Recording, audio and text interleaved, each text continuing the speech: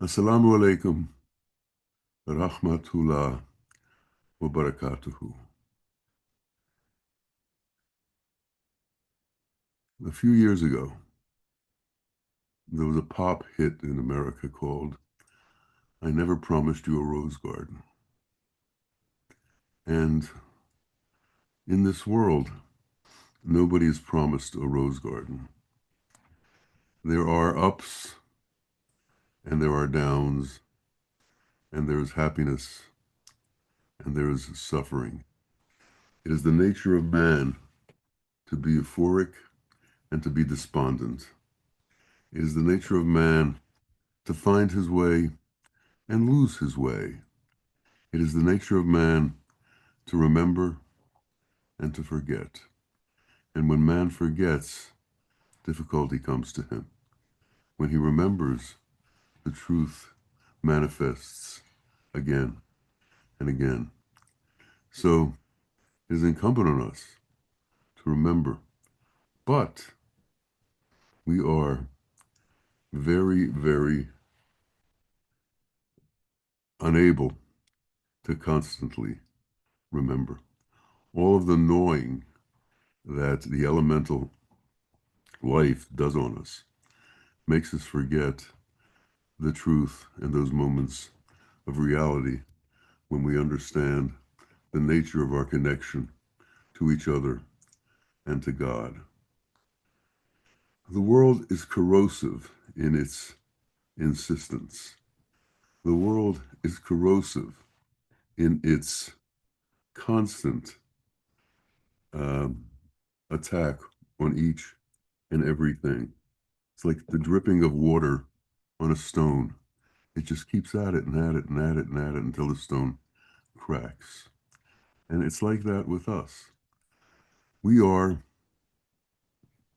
of the elements and we are subject to the elements. The difficulty here is that we mistake ourselves for the elements and we mistake our loved ones for the elements.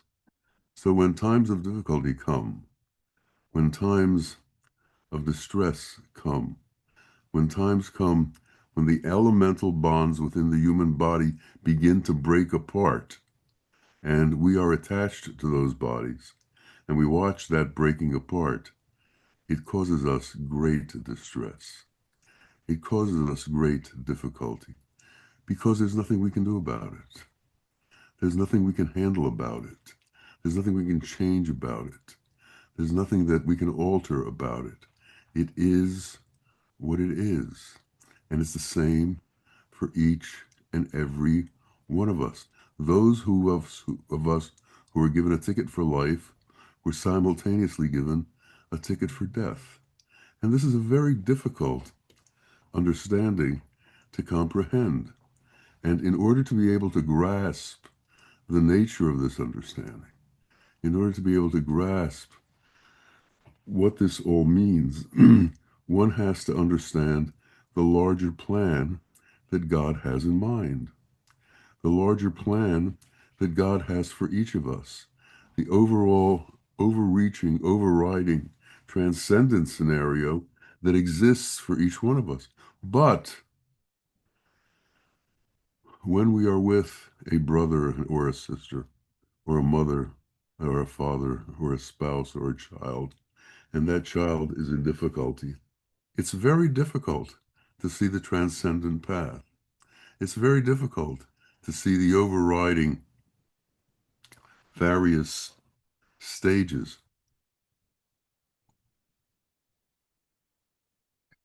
of existence.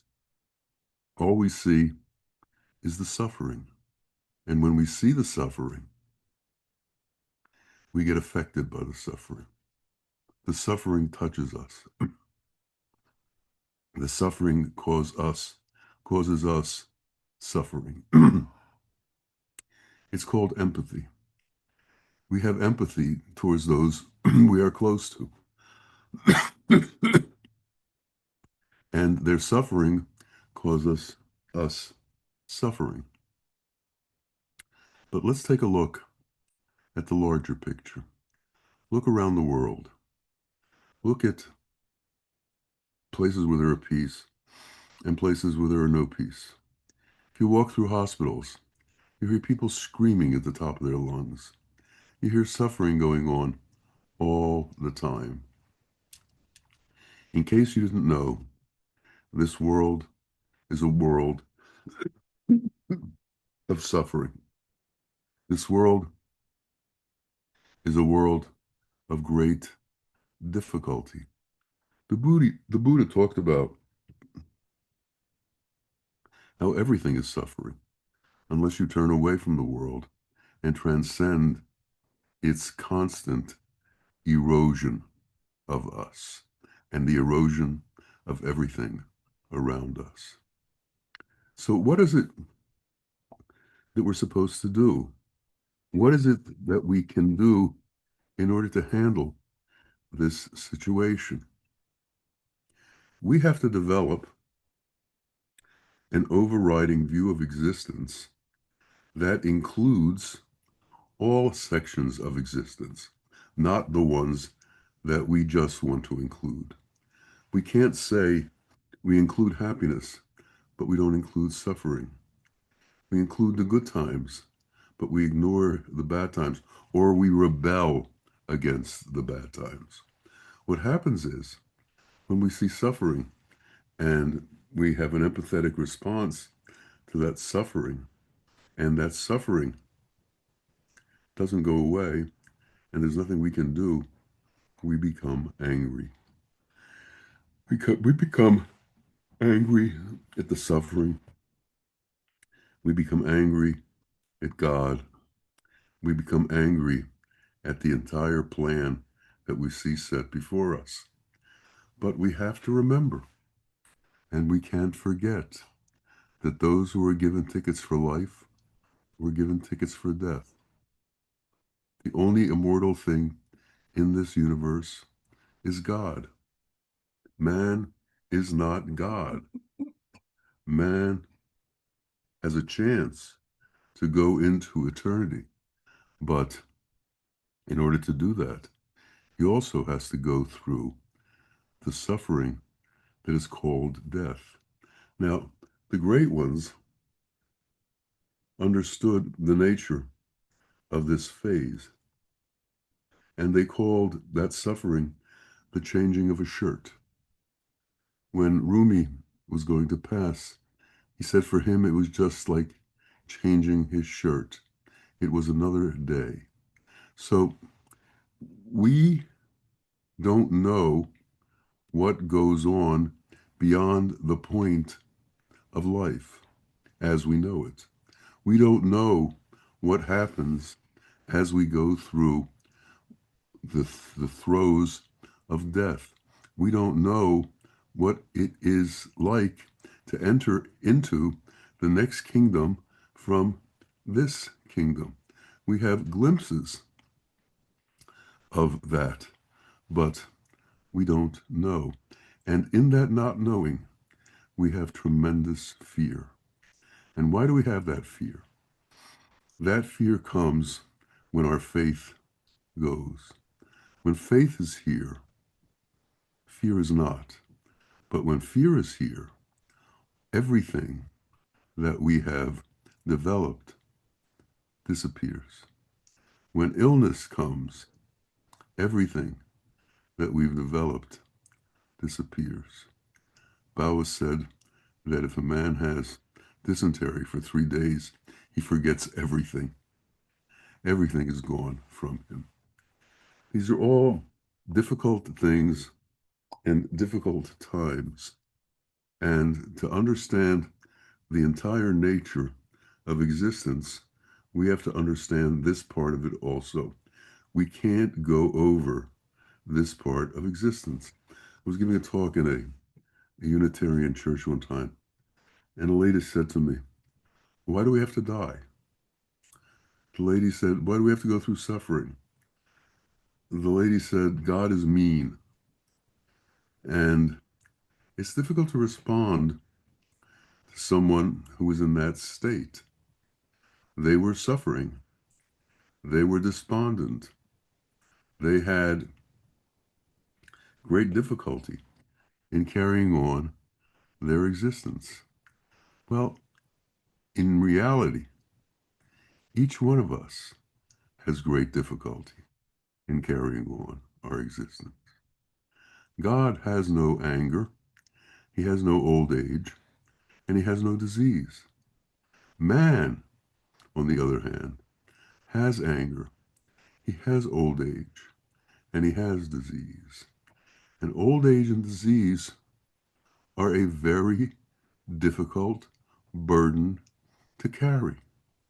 They're a very difficult burden to sustain, and also at the same time sustain true faith in God, faith in his qualities, and the belief that he will save us from what this world is like. This world is not the end. This world is just the first stage. It's the beginning. And we are obligated, because of the way things have been arranged, to go through this world before we can enter into the next world. We have to be able to go through this world before we can go on to the next world. And we have to understand that there is a great reward for us within the next world. And this reward is not a phenomenal reward. It's not a reward that's elemental. It's not a reward from this world. It's a reward from God's kingdom. It's a different kind of reward. It's a reward that comes directly from God by allowing us to participate in that which God is, which is the greatest gift mankind is given. He's given the possibility of participating in that which God is. And once we can understand that, then we can begin to understand who we truly are and who God truly is.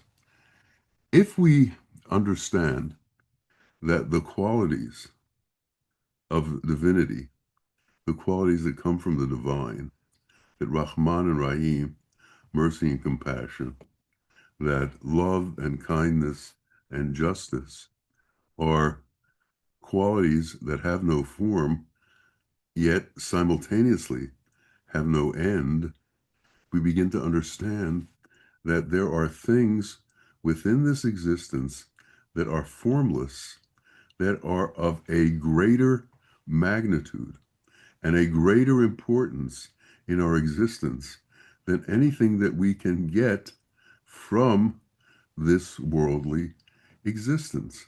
And in order to do that, we have to begin to participate in these qualities. We have to make them part of our life. If we are going to know the divine, we have to become divine in this stage of our life. We're set up here to become divine. Now, we don't stay that way. We go in and out. We're constantly being attacked by the world. So we take time outs from divinity. We take time outs from reality. We take time outs from the truth because we have to catch our breath, because we have to catch up to ourselves and all of the things that we're doing and are being done to us. We have to take time out from all of the things that we see in the world, all of the horrific details of war, of slaughter, of innocence passing, of the anger within man towards other man, of the animosities within man towards other men, the severity of the vitriol that exists between competing tribes who are competing over real estate or over religion or overpower in certain sectors is beyond imagination. Why? It's strong enough to kill. And what does it do? It kills. The animosity grows to the point where the solution is death. And then death, in some cases, becomes the norm. Murder, in some cases, becomes the norm. In the city where I live in the United States, which is Philadelphia, every day teenagers are killing other teenagers. Turn on the news, and the first thing you see is a report of what teenagers were shot and what teenagers did the shooting. What does this mean?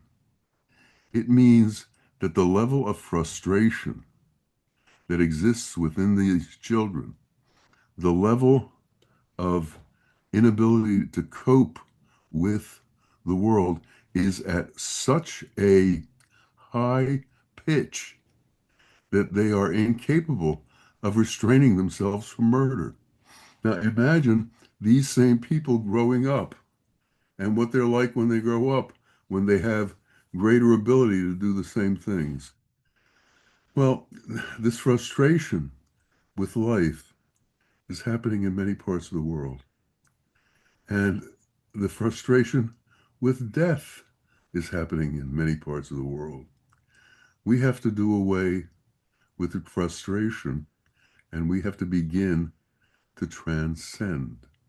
There is no solution to death other than to go beyond death. It is a rite of passage that everyone has to go through. No one is absolved from dying. No one is absolved from going through the pain and the suffering of death. That's not how it's been set up. All of us go through that. Some of us do it younger, some of us do it older. There are hospitals full of children who have life-ending diseases, and where they're constantly raising money trying to cure these things, but they can't be cured. Death cannot be cured. Death is inevitable. It's something that's going to happen to everyone. So when we have relatives who are going through this experience, we should do what we can to comfort them. But we also have to comfort ourselves. Why do the Jews and the Arabs bury their dead bodies the next day? So there can be an end to the grieving quickly and easily, so that there's a separation quickly and easily between the ones who are alive and the ones who are dead. So there's a separation between those who've passed through this test and the ones who are still here being tested. And each of us is here being tested. Each of us is here facing all of the difficulties that life has to offer. And there are so many of them.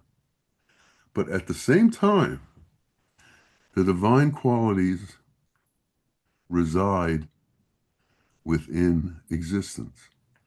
They reside next to us. They reside around us. They reside near us. They reside under us and around us.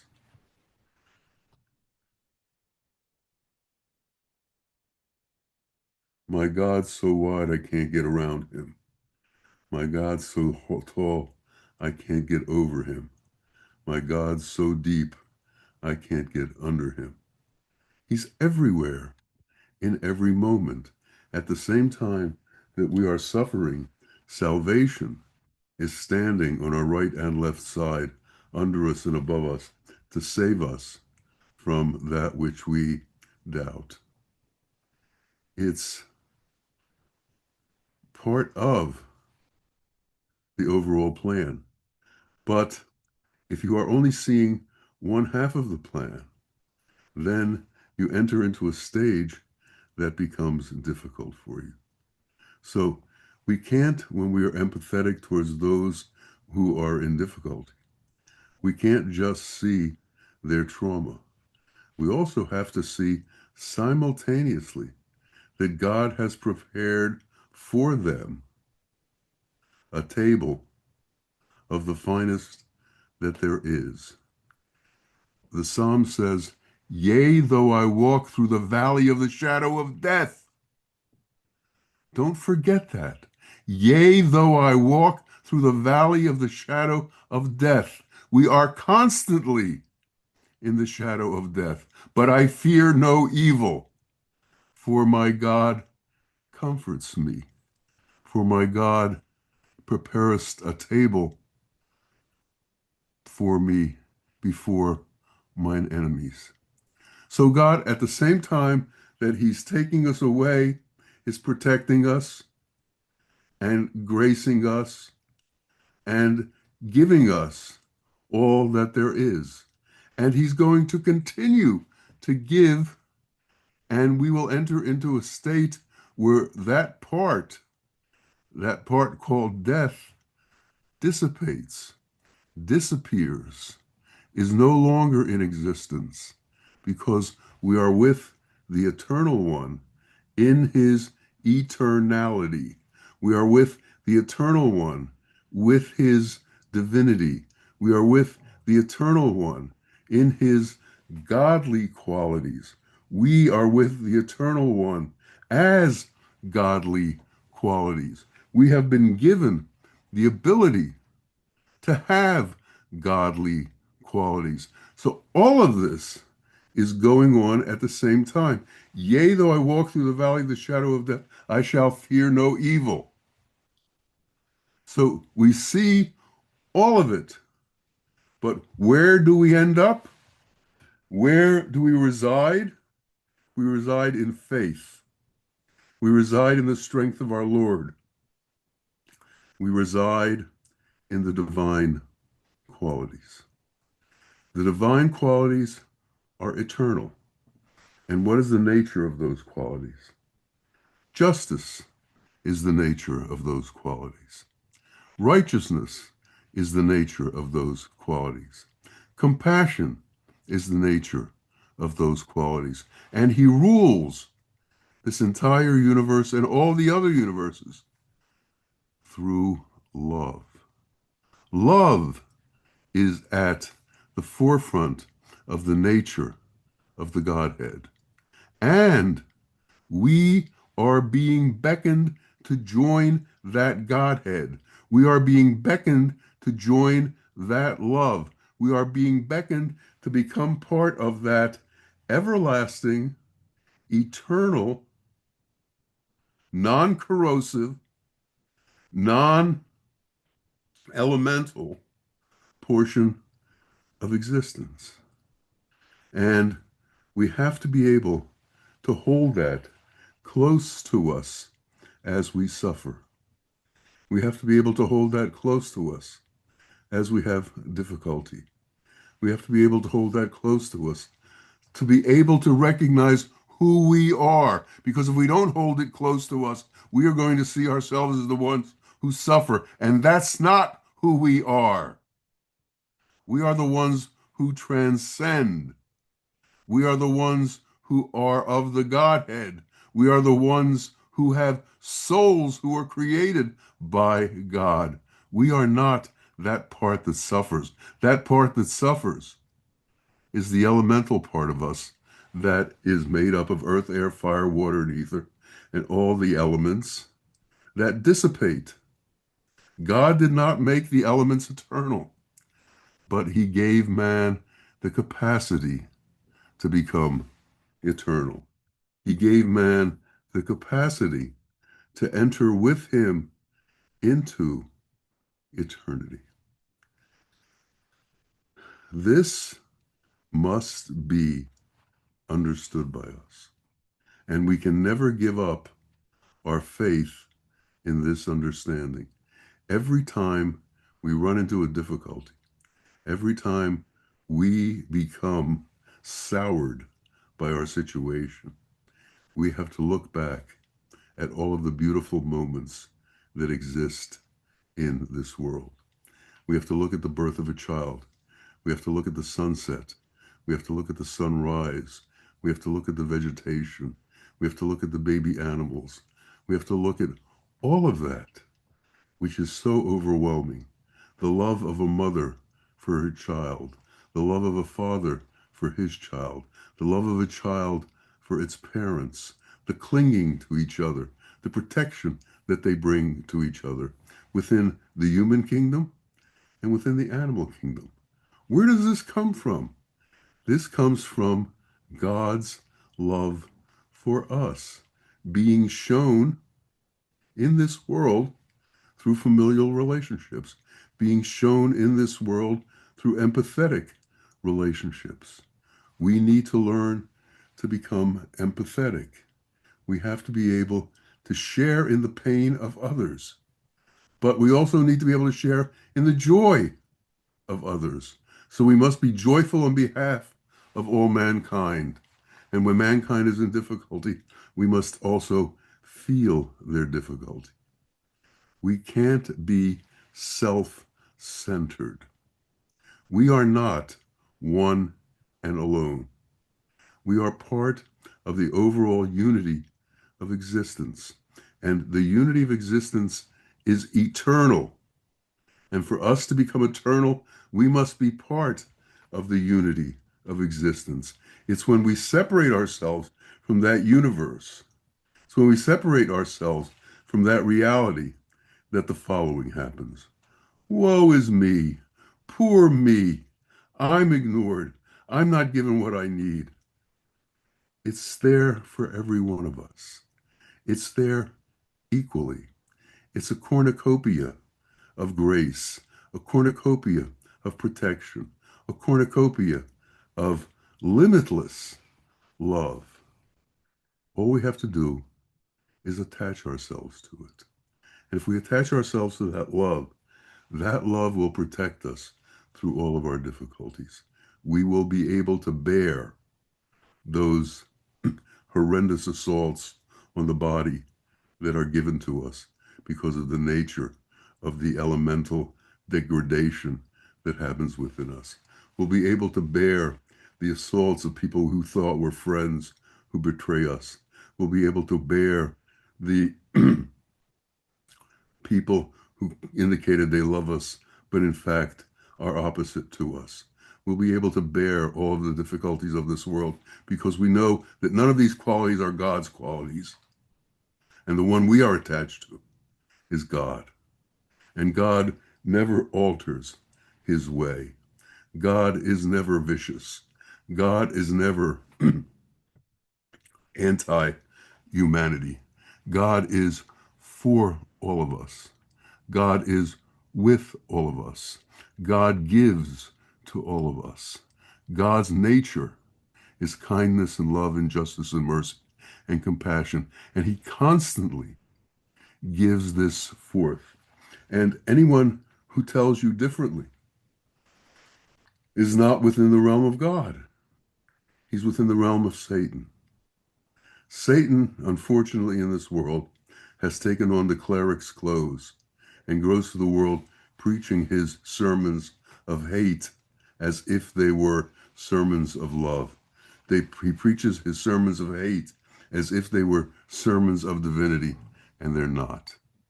And we have to become strong enough to be able to tell the difference between that which is divine and that which is satanic.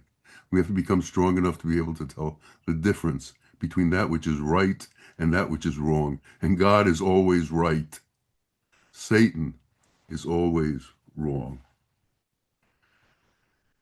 These understandings come over time because in the beginning, as we begin to develop, we spend a lot of time being angry at our situation, being angry at what we have to go through, being angry at the difficulties that we encounter.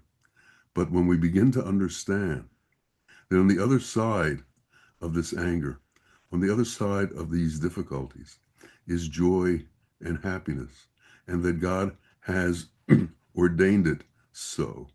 He has not made this world impossible for us to handle.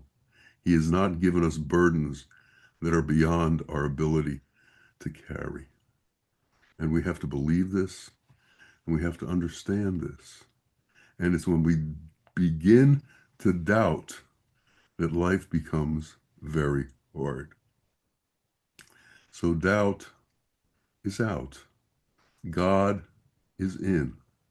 God is real. Everything else is a lie. Divine love is real. Hatred is a lie. Divine justice is real. Prejudice is a lie. Compassion towards all people is real. Separation is a lie. Yet we buy into these lies as if they were real. And these lies become that which focuses our lives in an inappropriate way. So we must think of everything that God does in this world as a test for us. This is a testing ground. This is not a permanent situation. We all move on from here. We are all caterpillars in the process of becoming butterflies. Yet the butterfly doesn't know it was a caterpillar, and the caterpillar doesn't know it's going to become a butterfly. When transcendence happens, when we take the next step, when we become more, we begin to understand more. But as we hold on to our animosities, as we hold on to our differences, as we hold on to our grievances, as we hold on to our pain, as we hold on to our difficulties, life becomes difficult for us. So we need to learn to let go of everything and believe that God will resolve all problems. And until we get to that point, we are not in that point. And when we are not in that point, we are holding on to our grievances. We are holding on to our anger. We are holding on to our short-sightedness because we can't see. Man needs to learn to believe in that which he cannot see. This is what faith is. The ability to believe that which you cannot see. And in his mercy, God has sent people into this world who are the manifestation of divinity and the manifestation of correct action that we can view with our own eyes and see with our own eyes. We watched our great Sheikh pass in front of us. He never complained. He never was angry at his situation. He never tried to turn things around. He accepted what was given. He took it and he moved on. And he knew where he was moving on to. He understood the nature of existence. We who do not understand the nature of existence, until we understand the nature of existence, must accept the words of those who know the truth, must accept the words of those who have been divinely gifted, divinely inspired, and who have been given divine knowledge to spread into this world. Divine knowledge is here. We just have to find it. We have to listen to it, and we have to accept it. And we have to let that divine knowledge enter into our hearts and become part of us. And it will be our protection against all of the difficulties of the world. And for those moments when we relapse, for those moments when we give in to the difficulties of the world, when we give in to the pain and the suffering that we feel and others feel. For those moments, we have to bounce back. We have to come back to the truth, which is God's mercy on our behalf, which is God's mercy on our being, which is the fact that we will be cured. We will be set free. We will get to know that which is divine. We will get to know our God, but we have to believe that it's so. And as that faith in us grows, as that faith becomes stronger and stronger, we become stronger and stronger.